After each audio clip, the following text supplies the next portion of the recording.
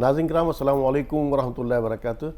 तहज़ीब टीवी पर आप सभी का इस्तक़बाल है। मैं आपका मेज़बान आरिफ हसन और आप देख रहे हैं अपना पसंदीदा प्रोग्राम राज़ ज़िंदगी डॉक्टर शगुफ्ता यास्मीन के साथ। डॉक्टर साहब प्रोग्राम में बहुत बहुत खैर मक़दम। शुक्रिया। अस्सलामु अलैकुम वरहमतुल्लाहि वबरकातुहू। नाज़रीन आप लोग जानते हैं मुख्तलिफ़ मौज़ूआत पर बात करते हैं और मौज़ूआत भी बहुत अच्छे और उसके अंदर कोई ना कोई एक मौज़ू छुपा होता है। आज इसी तरह का एक मौज़ू डॉक्टर साहिबा ने मुंतख़ब किया, वो है मेरी ज़िंदगी है तू। आमतौर से इस तरह के जुमले जो बोले जाते हैं, कभी माँ अपने बच्चे के लिए या बाप अपने बच्चे के लिए, कभी कभी अगर बहुत से ज़्यादा अच्छे बच्चे हैं तो अपने माँ बाप को भी कहते हैं, या फिर आशिक और माशूक, इस तरह के जुमलों का तबादला करते हैं। लेकिन डॉक्टर साहब का ज़िंदगी को देखने का ज़ाविया कुछ और ही है। उन्होंने किस ढंग से इसको देखा, उन्हीं से जान लेते हैं। जी डॉक्टर साहब। बिल्कुल आरिफ साहब, मेरी ज़िंदगी है तू। हमने ये जो उन्वान मखसूस किया है या ये टॉपिक चुना है तो वाकई एक ऐसी नेमत है खुदा की जी, कि जिसके ताल्लुक़ से ये कहा जा सकता है कि मेरी ज़िंदगी है तू। उसके बगैर ज़िंदगी का तसव्वुर नहीं है। जल ही जीवन है। चलिए जी। तो पानी ज़िंदगी है। यकीनन पानी ज़िंदगी है। अलमाउ हया, अरबी में कहा जाता है कि पानी जो है यही ज़िंदगी यही है। ज़िंदगी है। जल ही जीवन है। पानी के जिस तरह सांस के बगैर, हवा के बगैर ज़िंदगी का तसव्वुर नहीं है, इसी तरह पानी के बगैर भी आप ये देखें कि इंसान कई दिन तक भूखा रह सकता है प्यासा नहीं रह लेकिन प्यासा नहीं रह सकता है। तो पानी या जल ही जीवन है। और अल्लाह ताला की किस किस नेमत का हम शुक्र अदा करेंगे। फबी अय्यि आलाइ रब्बिकुमा तुकज़्ज़िबान, कि बस तुम अपने रब की किस किस नेमत को झुटलाओगे। जी। कुरान पाक में अल्लाह ताला ने यह भी फरमाया है कि अगर तुम मेरी नेमतों को गिनना चाहो तो शुमार नहीं कर सकते। अल्लाह ताला की नेमतें इस कदर हैं, बेबहा हैं। और आप ये देखिए, इंसानी जिस्म का जब हम जायज़ा लेते हैं नाज़रीन, तो जितना भी वज़न हो, 50 किलो से लेकर 100 किलो, 150 किलो, इससे आगे, लेकिन उसका जब हम प्रोपोर्शन तनासुब देखते हैं तो उसमें 70% पानी है। पानी है। जी। अब वो खून की शक्ल में हो, माए की शक्ल में हो, पानी की शक्ल में हो, किसी भी शक्ल में हो, लेकिन 70% पानी। तो जब इंसान का जिस्म इस तनासुब के साथ ज़िंदा है, कायनात पे जब नज़र डालते हैं तो हर शय पानी की मोहताज नज़र आती है। हर मखलूक, कोई भी ऐसी मखलूक नहीं है, हद तो यह है कि पानी में रहने वाली मछली, जी जी, पानी से निकाल कर बाहर करिए, मर जाएगी। मर जाएगी। हाथ लगाओ डर जाएगी, बाहर निकालो मर जाएगी। बचपन से सुनते आए हैं। तो दुनिया की हर शय, हर मखलूक पानी की मोहताज है। और अल्लाह ताला का फजल व करम आप देखिए, अल्लाह ताला की नेमतें देखिए कि हर इंसान को जिस तरह वो खुराक मुहैया कराता है, तो उसी तरह कहते हैं ना कि आबोदाना जी, आबोदाना भी इस मालिक दो जहां ने, पालनहार ने हर इंसान का या हर मखलूक का मुकर्रर कर रखा है। आप भी और दाना भी, जो उसके नसीब का है वो मिल के रहना है। और कुछ निज़ाम इस तरह का है, आप ये देखिए कि ये पानी जो हम और आप पीते हैं इस ग्लास में, ये पानी है, ये आता कहाँ से है? जी जी, कहाँ से आता है ये पानी? जाहिर बात है, फिलहाल तो मैं दिखाई देता है ज़मीन से, लेकिन अल्लाह ताला आसमान से बरसाता है, फिर वो ज़मीन उसको बारिश, बिल्कुल मेन जो रिसोर्स है पानी का, और सबसे जैसे कहते हैं कि खालिस शक्ल है पानी की, वो बारिश है। अगर बारिश बंद कर दी जाए, अल्लाह ताला बारिश रोक ले, तो न सिर्फ ये कि क़हत साली, लोग भूखों मरने लगे, बल्कि ये जो पानी का पूरा एक सर्कल है, एक निज़ाम है, एक सिस्टम है, किस तरह अल्लाह ताला, जैसे कहते हैं कि कोई तो है जो निज़ाम हस्ती चला रहा है, वही खुदा है। दिखाई भी जो ना दे, नज़र भी जो आ रहा है, वही खुदा है। नज़र भी रखे समातें भी, वो जान लेता है नीयतें भी, जो खाने लाशऊर में जगमगा रहा है, वही खुदा है। तो जब हम इस पूरी कायनात पे नज़र डालते हैं, निज़ाम कुदरत पे नज़र डालते हैं, हर शय पुकार कर ये कहती है कि है कोई बनाने वाला, और बनाने वाला जो साने है उसकी सन्नाई की दाद दीजिए कि उसने ऐसा परफेक्ट बनाया है हर शय को कि कोई बिगाड़, कोई खोट नहीं है। अगर खोट है भी तो वो हमारी अपनी करनी का नतीजा है। जब हम छेड़छाड़ करते हैं कुदरत के निज़ाम से तो फिर आफत आती हैं। तो बुनियादी बात यह है कि ये जो पानी है, इसका निज़ाम अल्लाह ताला ने अपने हाथ में रखा है।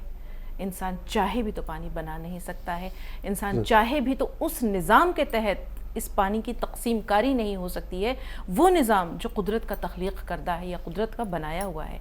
आप ये देखिए یہ پانی کس طرح سے سمندر سے اٹھتا ہے. سمندر، اچھا ہم صرف جسم پہ کی بات کرتے ہیں، ہم جب دنیا پہ نظر ڈالتے ہیں تو کائنات کی تخلیق بھی اس طرح ہوئی ہے کہ 33% جو ہے وہ زمین خشکی ہے. خشکی ہے، باقی جو ہے پانی ہے. پانی ہے، اور وہ پانی جو پینے کے لائق نہیں ہے، پھر اس کو اللہ تعالیٰ پینے کے لائق بناتا ہے. ریسائیکل کس طرح کرتا ہے، اسے کس طرح اللہ تعالیٰ پینے کے لائق بناتا ہے کہ سورج کی تپش سے، گرمی سے یہ پانی ایویپوریٹ ہوتا ہے، آبی بخارات کی صورت میں آسمانوں تک جاتا ہے، بادل بنتا ہے.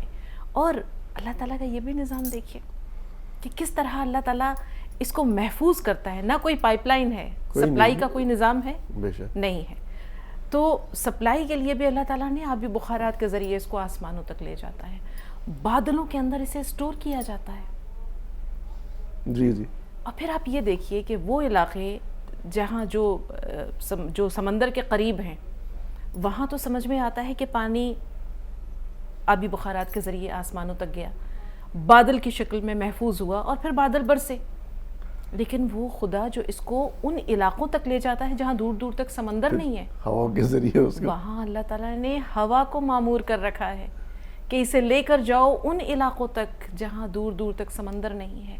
تو یہ سٹوریج کا سسٹم بادلوں کی صورت میں محو پرواز ان علاقوں تک جاتا ہے اور وہاں بھی برستا ہے یہ پانی اور لوگوں کے لیے زندگی کا سامان مہیا کرتا ہے. اب آپ یہ دیکھیے، ابھی ہم نے پورا نظام ڈسکرائب نہیں کیا، بیان نہیں کیا ہے. جی. ایک چیز ہوتی ہے ڈیمانڈ، ایک چیز ہے سپلائی، اور ایک چیز ہوتی ہے کہ اس کو پریزرو کر لینا، محفوظ کر لینا. صحیح بات. ڈیمانڈ بھی ہے، سپلائی بھی ہے، لیکن ضرورت سے زیادہ اگر ہے تو اللہ تعالیٰ نے اسے کہاں محفوظ کیا ہے، اور جب ضرورت ہو تو پھر وہاں سے یہ سپلائی ہوتا ہے. پہاڑوں پر اللہ تعالیٰ نے اسے محفوظ گلیشیئر کی شکل میں محفوظ کر دیا. گرمی میں جب زمین کا پانی خشک ہو جاتا ہے تو میلٹ ہونے لگتا ہے، تو وہ میلٹ ہوتا ہے اور پھر دریاؤں کی صورت میں، نہروں کی صورت میں یہ جاری و ساری ہوتا ہے اور لوگوں کے کام آتا ہے.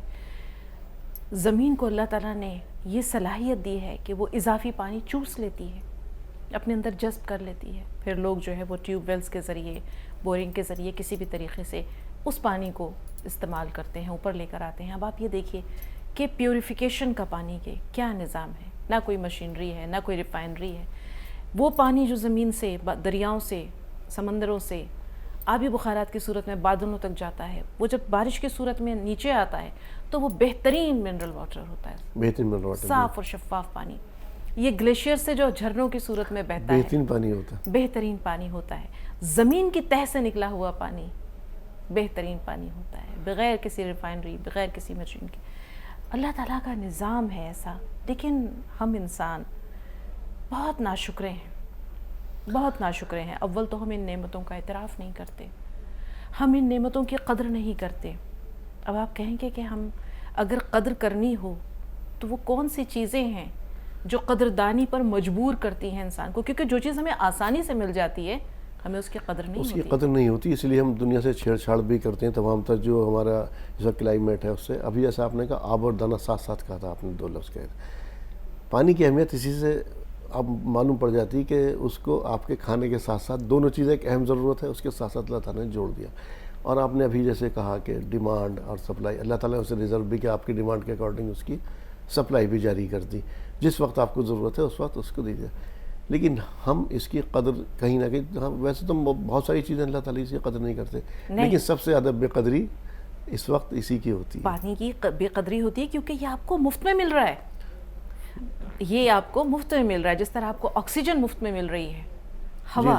ہمیں اس کی قدر نہیں ہے. تھوڑی دیر کے لیے روک لی جائے یا آپ کو اس کا بل دینا پڑے تو اس وقت انسان کے اوسان خطا ہوتے ہیں کہ یہ لمبا چوڑا بل کہاں سے دوں گا میں. اسی طرح پانی، اس کی قدر اس لیے نہیں ہے، اس کی قدر ان سے پوچھئے کہ جن کو پانی کے لیے بہت مصیبتیں اٹھانی پڑیں، پاپڑ بیلنے پڑے. چلتے ہیں تاریخ کے آئینے میں اور دیکھیے کہ کس طرح حضرت اسماعیل علیہ السلام پانی کے لیے پریشان تھے.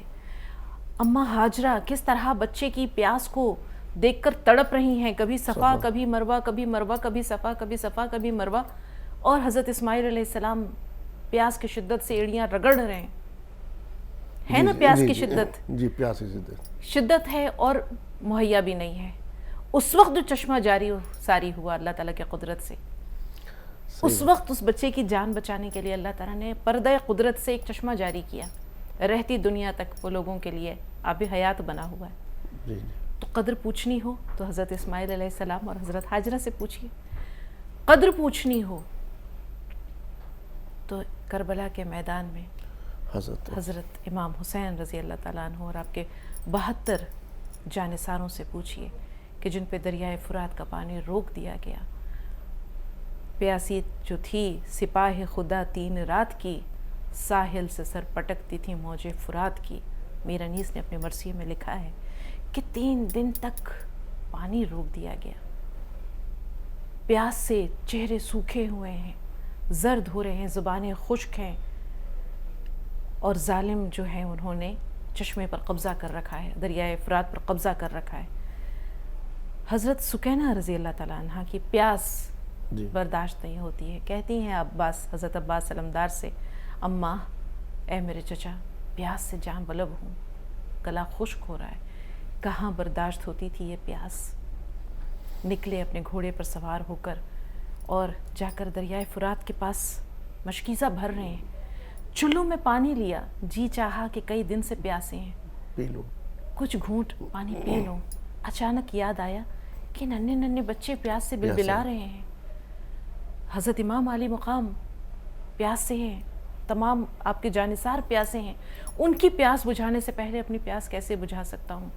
چلو میں لیا ہوا وہ پانی دریا میں ڈال دیا، مشکیزہ بھرا اور گھوڑے کو ایڑ لگائی اور چاہا کہ پہنچ جائیں حضرت امام حسین کے لشکر کے پاس۔ ظالموں نے کس طرح سے آپ کو روکا، کہا کہ یہ پانی پہنچنے نہیں دینا، جی کس طرح پے در پے وار کیا، ایک بازو شہید کیا، آپ نے مشکیزہ دوسرے ہاتھوں میں تھاما، دوسرا بازو شہید کیا، آپ نے اس مشکیزے کو اپنے سینے سے اور حلق گردن سے جو ہے وہ چھاتی سے کے زور سے پکڑ لیا۔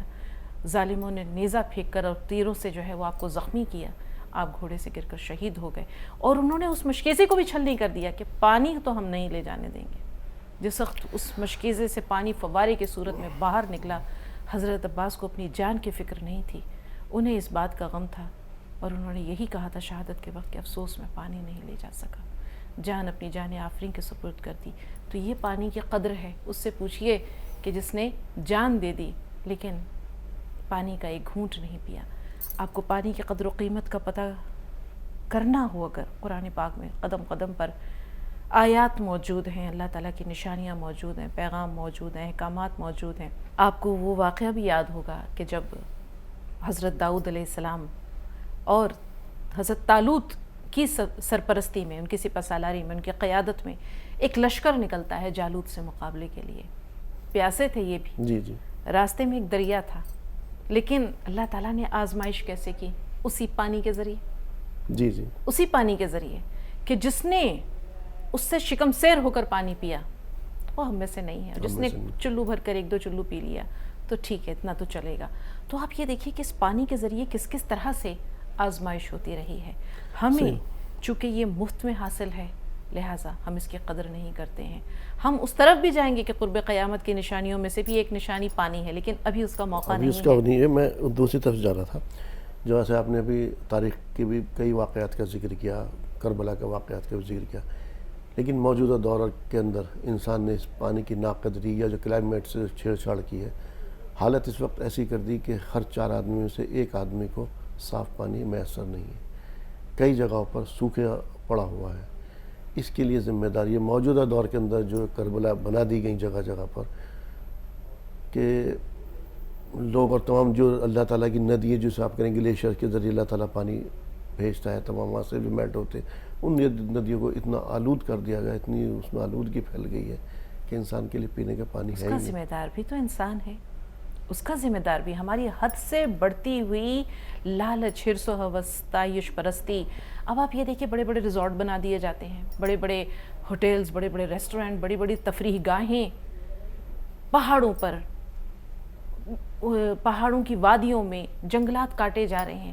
تو جب آپ قدرت کے نظام سے چھیڑ چھاڑ کریں گے تو ظاہر سی بات ہے کہ ماحولیاتی توازن بھی تو بگڑے گا نا، ایکولوجیکل بیلنس بگڑے گا نا، ایک ماحولیاتی توازن ہے، جب وہ توازن بگڑے گا تو پھر ہر چیز پر اس کا اثر ہوگا. ہم دریاؤں کو آلودہ کر رہے ہیں. آپ یہ دیکھیے کہ آلودہ کیوں کر رہے ہیں. ہم نے صفائی نصف ایمان ہے. جی جی. آپ یہ دیکھیے کہ کتا بھی زمین پر بیٹھنے سے پہلے اپنی دم سے اس جگہ کو صاف کرتا ہے اور پھر بیٹھتا ہے. تو جب اس کو اللہ تعالیٰ نے اتنی سمجھ دی ہے تو پھر انسان اس سمجھ سے بالاتر کیوں ہے. یہ تو ایک دوسرا موضوع ہے. دریاؤں کی آلودگی ایک الگ موضوع ہے. ہمارا بنیادی مقصد تو یہ ہے کہ ہم نے اس کی قدر کھو دی. ہمیں یہ نہیں پتا کہ یہ ہماری زندگی ہے. جی جی. کسی بھی چیز کے استعمال کا ایک درمیانہ راستہ ہے. آپ یہ دیکھیے کسی نے رسول پاک صلی اللہ علیہ وسلم سے وضو کے بارے میں دریافت کیا کہ وضو میں کے لیے کتنا پانی استعمال کیا جائے. تو رسول پاک صلی اللہ علیہ وسلم نے فرمایا کہ اگر تم دریا کے کنارے میں بیٹھے ہوئے ہو اور تم زیادہ پانی استعمال کرتے ہو تو تم سے سوال ہوگا. اتنا ہی پانی استعمال کرو جتنی کہ اس کی ضرورت ہے. لیکن ہم یہ دیکھتے ہیں, آپ آج کے دور میں دیکھیے اللہ تعالیٰ نے سہولتیں دی ہوئی ہیں, نلوں کے ذریعے پانی, وافر پانی مہیا ہے. آپ جب وضو کے لیے کھڑے ہوتے ہیں واش بیسن پہ, نل کھولنے کے بعد بند کرنا لوگ بھول جاتے ہیں. صحیح بات ہے. جبکہ ایک لوٹا پانی بھی ہو تو بھی وضو ہو سکتا ہے. اور پہلے یہی طریقہ ہوا کرتا تھا کہ ایک لوٹے میں وضو کا ایک لوٹا ہوا کرتا تھا ہر گھر میں, اور اسی سے وضو کیا جاتا تھا. لیکن اب تو ہے کہ کھڑے ہوئے واش بیسن کے پاس, ٹیپ کھولا, نل کھولا, اور وہ دھار تیز پانی کی بہہ رہی ہے اور ہم آرام سے آئینہ بھی دیکھ رہے ہیں, ہاتھ بھی دھو رہے ہیں, پھر دائیں بازو, پھر دائیں زاویے سے بائیں زاویے سے شکل بھی دیکھ رہے ہیں. دعا کس کو یاد رہتی ہے کہ وضو کے وقت دعا بھی پڑھی جاتی ہے. تو ہم نے پانی کے استعمال کا طریقہ اپنی سہولت کے اعتبار سے اسراف اور تبذیر کی حد میں داخل کر دیا ہے. آپ یہ دیکھیے گھروں میں پہلے کیا تھا, پہلے ہینڈ پمپ ہوا کرتے تھے. پہلے خواتین بیچاری کنویں سے پانی بھر کر لایا کرتی تھی. آج بھی بہت سارے جگہ ایسی ہے, راجستھان کے علاقوں میں بہت سے ایسے صحرائی علاقے ہیں بہت ساری جگہ پہ جہاں کے لوگ پانی کے لیے کئی دن سفر کرتے ہیں, تب انہیں کوئی چشمہ ملتا ہے. بنجارے کیا ہیں, ان کا دار و مدار چراگاہوں پر ہے اور پانی پر ہے. جہاں پانی ملا وہاں ڈیرے ڈال دیے, جہاں ان کو گھاس پھوس نظر آئی, چارہ نظر آیا, وہاں انہوں نے ڈیرے ڈال دیے. ختم ہو گئی یہ چیزیں, انہوں نے اٹھائے اپنے خیمے اور پھر چل دیے. کئی جگہوں پر محنت و مشقت کر کے خواتین جاتی ہیں اور کچھ گھڑے پانی لے کر آتی ہیں اور اس سے ان کی زندگی کا کام کاج چلتا ہے. لیکن ہمارے گھروں میں یہ ہے کہ برتن دھونے ہوں, واشنگ مشین میں پانی حد سے زیادہ استعمال ہوتا ہے. لیکن ہماری سہولت ہے, آٹومیٹک ہے, ایک بار وہ پانی آپ نے صرف سوئچ آن کر دیا, خود کار نظام ہے, پانی آ رہا ہے, کپڑے دھل رہے ہیں, ڈرین ہو رہا ہے, اسپن ہو کر کپڑے سوکھ گئے, آپ نے نکال کر پھیلا دیے. پہلے ہوتا تھا کہ خواتین بالٹیوں میں پانی لے کر اور ٹب میں کپڑے دھویا کرتی تھی. تو لیکن اب وہ محنت مشقت نہیں ہے, پانی کا استعمال بھی ضرورت سے زیادہ. ہم یہ نہیں کہتے, اللہ نے اگر دی ہیں استعمال کے لیے چیزیں تو ضرور استعمال کریں, لیکن اس میں اسراف اور تبذیر نہ ہو. برتن دھل رہے ہیں, میڈز جو آتی ہیں گھروں میں, چونکہ کئی گھروں میں کام انہیں کرنا ہوتا ہے, ان کے پاس وقت کی کمی ہوتی ہے, تو وہ نل کھولنے کے بعد جب تک سارے برتن نہیں دھوتی وہ نل بند نہیں کرتی ہیں. تو یہ پانی کا بیجا استعمال نہیں ہے. پیسٹ کرتے وقت ہم کھڑے رہیں گے, پیسٹ کرتے رہیں گے, ٹیپ کھلی رہے گی. تو یہ غلط ہے. جب تک انسان کے اندر احساس نہیں ہوگا ان چیزوں کے بارے میں, اللہ کی ان نعمتوں کا وہ شکر ہی ادا نہیں کر سکتا جب تک احساس نہیں ہے. اور اللہ آزماتا ہے. اب آتے ہیں ہم اس طرف جو کہ ابتدا میں ذکر کیا تھا کہ قرب قیامت کی نشانیوں میں سے ایک نشانی یہ بھی ہے کہ اللہ تعالیٰ آسمان سے جو پانی برستا ہے, آسمان کو کہے گا اپنے دروازے بند کر لو, زمین سے کہے گا کہ اپنا پانی روک لو. بارشوں کی کمی ہوگی, زمین سوکھنے لگے گی, زیر آب پانی کی جو سطح ہے, زیر زمین پانی کی جو سطح ہے وہ کم ہوتی چلی جائے گی, یہاں تک کہ جو آخری جنگ ہوگی, جو تیسری عالمی جنگ ہوگی, کہتے ہیں کہ وہ پانی کے لیے ہوگی. اب رسول پاک صلی اللہ علیہ وسلم نے جو نشانیاں بتائی ہیں اس میں یہ ہے کہ دریائے فرات کا پانی خشک ہونے لگے گا, دریائے فرات کا پانی سوکھنے لگے گا, یہاں تک کہ اس کے اندر سے سونے کا پہاڑ نکلے گا.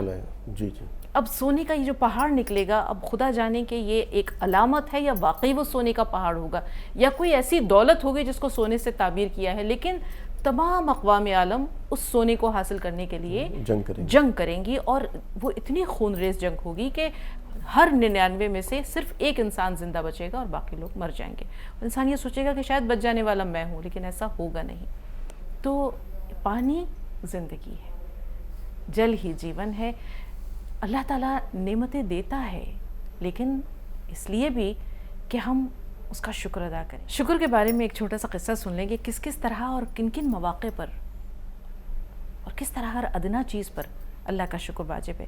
ایک مرتبہ حضرت ابوبکر صدیق بہت بھوکے تھے، رسول پاک صلی اللہ علیہ وسلم کی خدمت میں پہنچے، آپ کا زرد اور ستا ہوا چہرہ دیکھا، کہا بھوکے ہو؟ کہا ہاں یا رسول اللہ۔ رسول پاک نے فرمایا میں بھی بھوکا ہوں۔ تھوڑی دیر میں حضرت عمر فاروق بھی آئے، پوچھا کیا بات ہے؟ دیکھا کہ حضرت عمر فاروق بھی چہک نہیں رہے ہیں، خاموش ہیں، کہا بھوکا ہوں۔ کہا چلو میرے اصحاب میرے ساتھ آؤ۔ دونوں کو ساتھ لیا اور حضرت ابو ایوب انصاری کے گھر پہنچے۔ حضرت ابو ایوب انصاری اپنے باغ میں تھے، آپ کی اہلیہ نے بٹھایا رسول اللہ صلی اللہ علیہ وسلم کو اور حضرت عمر کو اور حضرت ابوبکر کو، اور حضرت ابو ایوب انصاری کو خبر کی کہ رسول پاک تشریف لائے ہیں حضرت عمر اور ابوبکر کے ساتھ۔ حضرت ابو ایوب انصاری دوڑے ہوئے آئے، چہرے سے اندازہ لگا لیا کہ میرے محبوب بھوکے ہیں، فوری طور پر ایک بکری کا بچہ ذبح کیا، اس کو پکانے کی تیاری میں اپنے گھر والوں کو اور خود بھی لگایا، اور رسول پاک صلی اللہ علیہ وسلم کے پاس کھجور کی ایک تشت لے کر آئے، کچھ پکے ہوئے، کچھ نیم پخت، کچھ کچے، ہر طرح کے جو رسول پاک کو پسند آئے۔ کہا جب تک یہ تناول فرمائے کھانا حاضر ہوا جاتا ہے تھوڑی دیر میں۔ رسول پاک صلی اللہ علیہ وسلم کھجور کھانے لگے، تھوڑی دیر میں روٹی اور گوشت بھنا ہوا سامنے آیا۔ رسول پاک نے روٹی کا ایک ٹکڑا اٹھایا اور اس پہ کچھ گوشت کا ٹکڑا رکھا اور کہا کہ یہ فاطمہ کو دے آؤ، کئی دن سے وہ بھوکی ہے۔ اسی طرح جب آپ لوگوں نے کھا لیا تو حضرت عمر فاروق کو رسول پاک صلی اللہ علیہ وسلم نے شکر رسول پاک نے ادا کیا۔ حضرت عمر فاروق نے کہا یا رسول اللہ 3 دن سے بھوکے ہیں، کیا اس پر بھی ہم اللہ کا شکر ادا کریں؟ کہا کہ بالکل اللہ کا شکر ادا کرنا ضروری ہے۔ اور پوچھا قیامت کے دن اس کا حساب ہوگا؟ بولا ہاں۔ کہا 3 دن سے بھوکے ہیں، اس پر بھی حساب ہوگا، تو کہ ہم کس طرح جو ہے اس حساب سے بچ سکتے ہیں؟ فرمایا شکر ادا کر کے بچ سکتے ہو۔ تو جب رسول پاک کی بھوک کا یہ عالم تھا، پیاس کا، بئر روما آپ کو یاد ہے، حضرت عثمان غنی کے نام سے آج بھی ایک اکاؤنٹ موجود ہے، اور وہ اکاؤنٹ اسی صورت میں ہے کہ وہ ایک ان کی کھیت ہے، ان کا باغ ہے، اس سے وہ پیسے ان کے اکاؤنٹ میں آج بھی جمع ہوتے ہیں۔ جس وقت ان کو شہید کرنے کے لیے لوگ آئے تھے، پانی بن کر دیا تھا، آئیے ہم پھر پانی پر آ رہے ہیں کہ کہاں کہاں یہ پانی ہمیں احساس دلاتا ہے کہ میں ہی زندگی ہوں۔ حضرت عثمان غنی پر بھی پانی دشمنوں نے بند کر دیا تھا، بلوائیوں نے، اور لوگوں نے پانی پہنچانے کی جب کوشش کی، اس کوشش کو ناکام کیا۔ حضرت عثمان چھت پر آخری مرتبہ گئے اور ان کو سمجھانے بجھانے کی جو کوشش کی، اس میں اپنی دیگر خدمات کا جو حوالہ دیا، اس میں ایک بات یہ بھی تھی کہ تم بھول گئے وہ دن اہل یثرب، اہل مدینہ، کہ جب تم یہاں آئے تھے میٹھے پانی کا ایک ہی کنواں تھا، تم سب کتنے پریشان ہوتے تھے، یہودی سے نقد رقم دے کر پانی خریدنا پڑتا تھا، اور تمہیں یاد ہے اس کنویں کو میں نے ہی خریدا تھا اور خرید کر وقف کر دیا تھا تمہارے لیے کہ مفت پانی لے جاؤ، آج تم کیسے بھول گئے اس میری نیکی کو؟ احسان نہیں کہا، نیکی کو، اور تم نے مجھ پر ہی اس کنویں کا پانی بند کر دیا۔ تو یہ پانی زندگی ہے، بشرط یہ کہ ہم اس کا احساس کریں اور اسراف اور تبذیر نہ کریں کہ ان المبذرین کانوا من اخوان الشیاطین، کہ فضول خرچی کرنے والے شیطان کے بھائی ہیں۔ ناظرین، پانی زندگی یقینی طور پر ایک بہت بڑی نعمت ہے، اور اللہ تعالیٰ کی بہت ساری نعمت ہے، ہم کسی کا بھی شکریہ ادا نہیں کر سکتے، اور آپ صلی اللہ علیہ وسلم نے کوئی سا گوشہ ایسا نہیں چھوڑا جہاں پر ہماری رہنمائی نہ فرمائی ہو۔ جیسے ابھی ڈاکٹر صاحبہ نے کہا وضو کے لیے صرف اتنا ہی پانی استعمال کرو، اور ڈاکٹر صاحب اگر آپ کو یاد ہو آخر میں حضرت معاذ بن جبل اللہ تعالیٰ ہم کو جو نصیحتیں کی تھیں جب گورنر بنا کر کے بھیج رہے تھے یمن کی طرف جب گورنر بنا کے بھیج رہے تھے، اس کے اندر بھی کہ ہرے بڑے درخت نہ کاٹنا، اور آج جو ہے انسان اس جگہ پر پہنچ گیا کہ وہ اپنی ضروریات کو پورا کرنے کے لیے کسی بھی جگہ پر، چاہے وہ درخت ہوں، اس نے کلائمیٹ سے چھیڑ چھاڑ کی ہے۔ اللہ تعالیٰ کا ایک نظام ہے، جب اس نظام کے ساتھ چھیڑ چھاڑ کرو گے تو یقینی طور پر جو ہم آنے والے دنوں میں دیکھ رہے ہیں، جو تمام سائنٹسٹ بھی کہہ رہے ہیں کہ دنیا کا 40% پانی کم ہو جائے گا۔ آپ نے کتنی ترقی کر لی ہو، لیکن وہ پانی بھلے سے انسان نے ترقی تو اتنی کی ہے کہ آج ریگستان کے اندر بھی فصلیں ہیں اپنی اگا رہا ہے، وہاں پر پیدا کر رہا ہے، اور آرٹیفیشل پانی کے ذریعے، لیکن وہ نظام جو قدرت کے نظام کو وہ چیلنج کریں گے تو یقینی طور پر آپ اس کے اندر گنہگار بھی ہوں گے اور خرابی آئے گی، اور اپنے لیے آپ کچھ کر سکتے ہیں، لیکن جو دیگر مخلوقات ہیں ان کے سوچیے ان کا کیا ہوگا۔ تو ڈاکٹر صاحبہ، پروگرام میں شمولیت کے لیے آپ کا تہہ دل سے شکریہ۔ آپ کا بھی شکریہ۔ تو ناظرین، راز زندگی میں آج اتنا ہی، اسی کے ساتھ اپنے میزبان کو دیجیے اجازت۔ السلام علیکم ورحمۃ اللہ وبرکاتہ۔ اللہ.